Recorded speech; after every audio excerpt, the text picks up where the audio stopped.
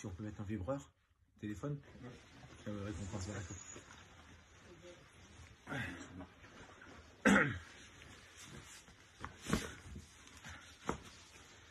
بسم الله الرحمن الرحيم الحمد لله نحمده ونصلي على رسول الكريم صلى الله عليه وسلم. Mes frères et mes sœurs, le mariage en islam il est capital, vital et primordial.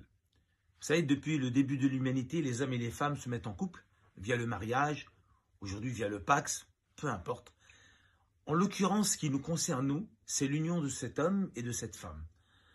Allah dit dans le Coran, Surat Rum les Romains, chapitre 30, il dit وَمِنْ آيَاتِهِ أَنْ خَلَقَ لَكُم مِّنْ أَنفُسَكُمْ أَزْوَاجًا لِتَسْكُنُوا إِلَيْهِ وَجَعَلَ بَيْنَكُم مَّوَدَّةً وَالرَّحْمَةً إِنَّ فِي ذَلِكَ لَآيَاتًا لِقَوْمٍ يَتَفَكَّرُونَ. Dans le sens, Allah dit, premièrement, c'est une injonction pour les hommes, et après pour les hommes et les femmes. Allah dit, et parmi ces signes, il a créé de vous les hommes, pour vous des épouses. Pourquoi? Dieu va l'expliquer. Pourquoi il a créé des épouses? Les taskunu ilay, pour trouver la paix, le repos, la tranquillité. Donc aujourd'hui, personne ne peut dire on se marie, non, j'ai pas envie, parce que c'est des tracas, c'est des soucis, c'est un calvaire. C'est pas possible, c'est anti-coranique. Puisque Dieu dit que le fait de te marier avec une femme, c'est pour trouver le repos. D'autres personnes pensent que le repos, c'est dans un ayant 3 kebabs, ou 2 belles voitures, ou 3 villas. C'est faux. Dieu dit que le repos de l'homme, c'est auprès d'une épouse. Ensuite, il explique maintenant pourquoi vous allez vous unir. Et il dit, et j'ai mis entre vous deux l'amour et la miséricorde. Et ceci est un signe pour ceux qui veulent bien réfléchir. Très bien. C'est quoi l'amour? L'amour, je donne un exemple. Vous voulez joindre du parpaing avec du parpaing, vous mettez du ciment.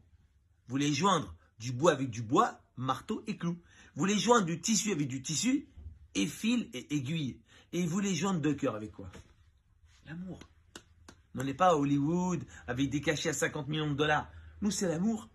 Peut-être qu'à l'époque de nos ancêtres, pour ne pas dire nos parents, c'était pas un vocabulaire qui était dans nos maisons. C'est vrai qu'on n'entendait pas au quotidien je t'aime. Alors qu'en vérité, il y a bien longtemps de cela, à l'époque du prophète Mohammed sallallahu alayhi wa sallam, le je t'aime, il était à tout va. À tout va. On va commencer par un exemple.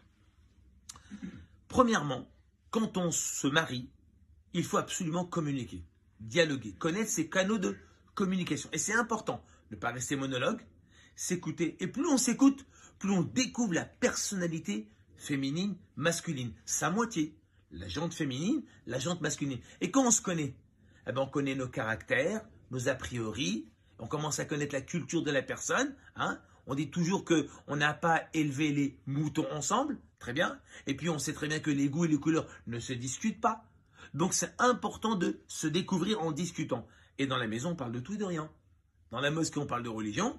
Mais à la maison, c'est pas que de la religion du matin au soir. On parle de la vie, du travail, du bon coin, de action, des projets financiers, des projets immobiliers, des projets de vacances. Mais on met tout sur la table et on se consulte. Pourquoi? Parce que j'ai plus confiance à ma femme qu'en mes potes. Ben oui. Donc si je raconte tout avec mes potes, ben avec ma femme, avec mon mari, effectivement, on a beaucoup de choses intimes dans notre vie et on doit avancer ensemble. Donc il faut communiquer, il faut dialoguer.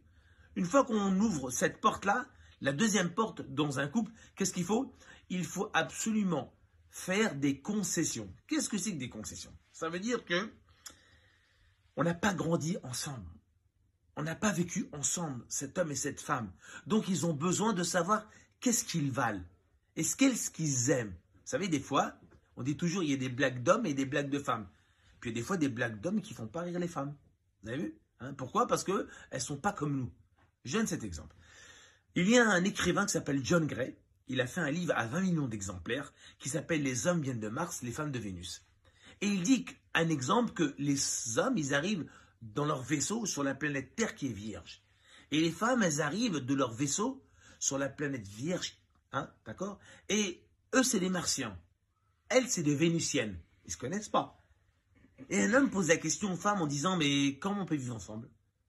Vous êtes différentes de nous, dans beaucoup de choses. Physiquement, psychologiquement, sentimentalement, même la voix n'est pas la même. Vous savez ce qu'a dit la femme? Je pense qu'on peut vivre ensemble. L'homme étonné. La femme dit en faisant des concessions. Ça veut dire que si vous nous acceptez en tant que Vénusienne, on va vous accepter en tant que Martien. Vous resterez des Martiens. Mais nous, on a tendance à quoi? On a tendance à rendre les Vénusiennes Martiens. On veut les lobotomiser, comme à l'époque de nos ancêtres. Ça, il se prenait le chou en disant, mais tu comprends rien de ce que je te dis. Alors que la femme, elle essaie de lui faire comprendre que je suis une femme. Mais je ne serai jamais un homme.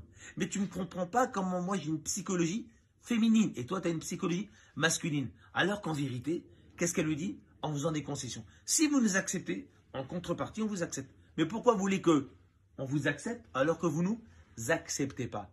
En fin de compte, la richesse et la beauté d'un couple, c'est la divergence d'opinions, d'idées, de goûts. Imagine-toi si tu vis avec un homme pendant 50 ans dans une maison. C'est fade. Alors que quand tu vis avec une femme, tu vas apprendre beaucoup d'elle, elle va apprendre de toi. En fait, c'est ta moitié qui va t'éduquer. Je dis toujours que quelqu'un qui n'est pas marié, il est immature. Il pense être mature, même s'il a des commerces, il a beaucoup de choses, il a fait d'autres études. Mais il est immature dans la vie de couple. C'est pour ça qu'en vérité, si tu veux connaître ta maturité, il faut te marier. Parce que là, tu vas te découvrir. Pourquoi? Parce qu'auprès de tes copains, t'es quoi? T'es musclé, t'es fort, t'es intelligent, t'as beaucoup de choses. Mais seule ta femme peut te dire qu'est-ce que tu vaux. Seule, elle peut te dire ce que tu vaux. Tu vois ce que je veux dire? Tes copains, tu ne peux pas. Parce que tu ne peux pas dire exactement ce qu'il y a là-dedans. Surtout avec une femme, tu peux raconter des choses intimes que tu ne pourras jamais raconter à des potes. Ta mère, elle n'est plus là. Tes soeurs sont plus là. Donc, tu as besoin des fois, quand tu as le cafard, tu as le blues, auprès de qui tu vas te confier? De ton pote? Tu vas pleurer devant ton pote? Pourquoi tu pleures? Allez, t'es un bonhomme. Alors que devant ta femme, tu peux pleurer. On a besoin d'une femme. On a besoin de vivre avec une femme pour évoluer, grandir, et avoir de la maturité. Très bien. Troisièmement, dans un couple, une fois qu'on communique, on dialogue, on fait des concessions, et puis on pose tout sur la table pour nos projets matériels, financiers, spirituels, peu importe, on va aller au pèlerinage. Ce qui compte dans un couple, c'est quoi? C'est de s'entretenir. Très bien. Je donne toujours cet exemple dans le livre qui s'appelle Al-Mourni de Ibn Qudama al-Maqdisi, au tome 2. Il explique un jour, au temps de Ibn Abbas, éminent compagnon, cousin du prophète, il dit, j'étais à Médine, je donnais un cours de jurisprudence pour les hommes et les femmes, quand tout d'un coup le cours est terminé. Qu'est-ce qu'il fait Ibn Abbas? Je me coiffe, je me parfume, je me fais beau gosse. Les hommes et les femmes dans l'assemblée disent, mais attends, tu fais quoi là? Tu te fais beau gosse? Tu veux devenir Brad Pitt? Qu'est-ce qui se passe? Tu nous appelles vers le paradis? Attends, calmez-vous, ne me jugez pas, moi je fais ça pour mon épouse. Ben, où est ta preuve, où est ton argumentation? Dans le Coran, Surat Baqara, chapitre 2, verset 228. Allah dit, elles ont des droits équivalents à leurs devoirs selon la bienséance. Et moi, j'aime me faire beau pour mon épouse parce que j'aime en contrepartie qu'elles sont pomponnes pour moi. Honnêtement, tu rentres du travail, tu es fatigué, tu es sur les rotules. Tu es peut-être en pétard. Et ta femme, elle ouvre la porte de l'appartement. Tu la vois avec une Gendora d'Agadir, du creux aux yeux, j'adore de Christian Dior, un super brushing. Honnêtement, tu sautes au plafond ou non? Moi, tous les jours, je bats de l'aile. Tous les jours, je bats de l'aile. À moins que tu veux une femme avec de la marca, sauce, l'huile d'olive. Honnêtement. Tu vois? Donc, regarde, il y a 14 siècles, Ibn Abbas, intelligent, dans le désert, il dit, moi, je me fais beau parce que je sais que derrière, elle aime avoir un beau gosse. Nous, on se dit, on est mariés, tout est réglé, allez, c'est bon, je ramène l'oseille. C'est fini cette époque. Ça, il y a 14 siècles. Donc, qu'est-ce qu'on peut imaginer aujourd'hui? La suite de l'histoire? Ils sont étonnés, ils ont pris un bon cours. Ils vont dans un village à quelques lieues qui s'appelle Sbib. Les hommes s'arrêtent, ils font la prière en groupe, prière de Dor. Les femmes, elles font les prières derrière leur palanquin. Quand tout d'un coup, un compagnon passe et il voit une femme avec un regard furtif qui est en train de se prosterner pour la prière. En lui-même, il se dit, subhanallah, gloire à Dieu, elle fait la prière, soleil de plomb dans le désert. Comme ça, il lève le pouce, c'est normal. Il revient, il voit la même femme qui a fini sa prière, mais elle se maquille. Alors il l'interpelle, il lui dit, attends, elle est où la prière que tu as donnée à Dieu? Du genre, elle dit, arrête de me juger. Moi, Allah, je lui ai donné son droit. Maintenant, je fais ça pour mon mari. Ne sais-tu pas que dans la caravane, il y a des femmes, j'ai pas envie qu'on vole mon mari. Et quand on était petit, il y avait des voleurs de carambars de Malabar, c'est ça? Aujourd'hui, il y a des requins, des vautours, des renards et des rapaces. Mes frères, on bosse, on travaille.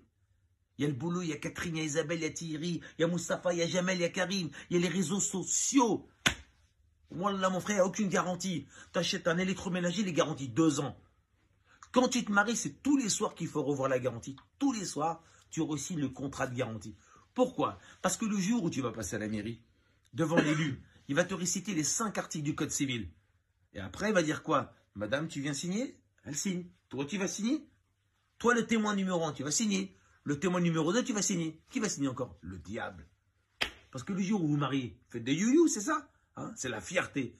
Mais lui, il ne va pas faire des you sur là. Il va s'arracher les cheveux. Et lui et son armée, sur ses chevaux, il va te déclarer la guerre tous les jours. Il va pas te lâcher jusqu'à ce que tu aies les cheveux gris.